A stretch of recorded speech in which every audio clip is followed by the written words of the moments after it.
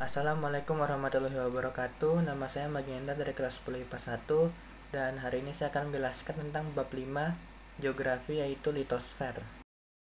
Yang pertama adalah subbab 1 atau karakteristik lapisan bumi. Menurut teori Laplace, bumi terbentuk dari gugusan gas panas yang berputar pada sumbunya yang lalu terbentuk cincin-cincin.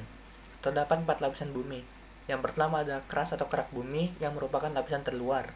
Selanjutnya adalah mantle atau selimut bumi, yaitu lapisan di bawah kerak. Lalu kemudian ada core atau inti bumi yang terbagi menjadi dua, yaitu inti dalam dan inti luar. Yang kedua adalah subbab 2, yaitu pergeseran dunia.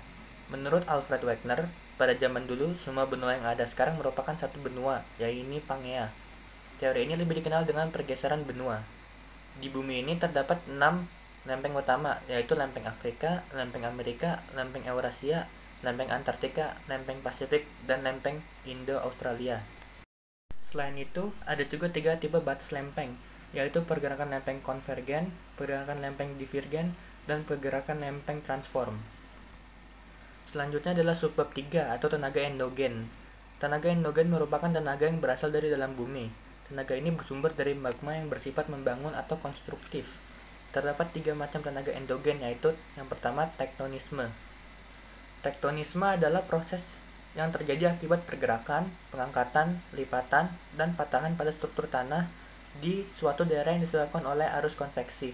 Terdapat 2 macam pergerakan, yaitu epirogenesa dan orogenesa. Lalu selanjutnya ada vulkanisme, merupakan gejala atau akibat adanya aktivitas magma yang naik ke permukaan bumi. Terdapat 2 gerakan, yaitu intrusi, yaitu proses penerobosan magma dari celah yang ada di litosfer tapi tidak sampai ke permukaan.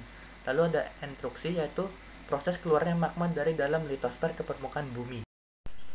Selanjutnya ada subbab 4, yaitu tenaga eksogen. Tenaga eksogen adalah kebalikan dari tenaga endogen. Berarti tenaga eksogen adalah tenaga yang berasal dari luar bumi dan bersifat destruktif atau menghancurkan. Contohnya adalah angin, air, organisme, dan lain-lain. Tenaga eksogen terdiri dari pelapukan, pengikisan atau erosi, mass wasting atau gerakan tanah, dan sedimentasi. Dan yang terakhir ada subbab 6, yaitu jenis konveksi tanah. Terdapat beberapa jenis tanah, antara lain tanah podzolik, tanah organosol, tanah aluvial, tanah kapur, tanah vulkanis, tanah pasir, tanah humus, tanah laterit, dan tanah regosol.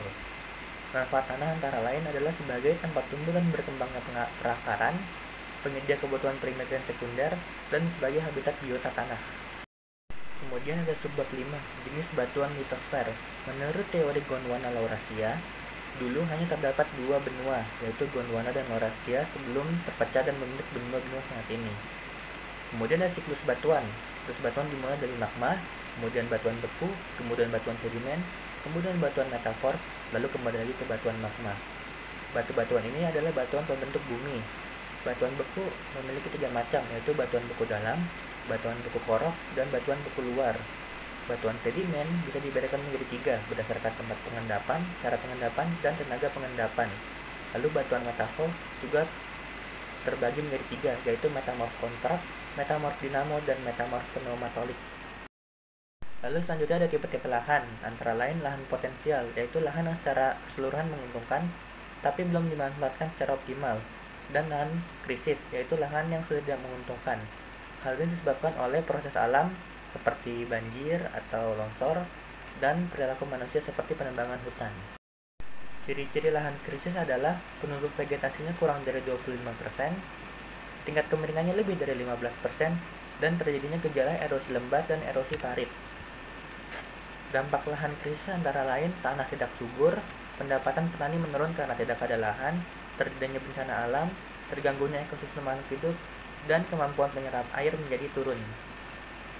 Upaya penanggulangan kerusakan tanah terdapat 3 cara, yaitu metode vegetatif, metode mekanik, dan metode kimia. Itu saja dari saya, kurang lebihnya mohon maaf. Wassalamualaikum warahmatullahi wabarakatuh.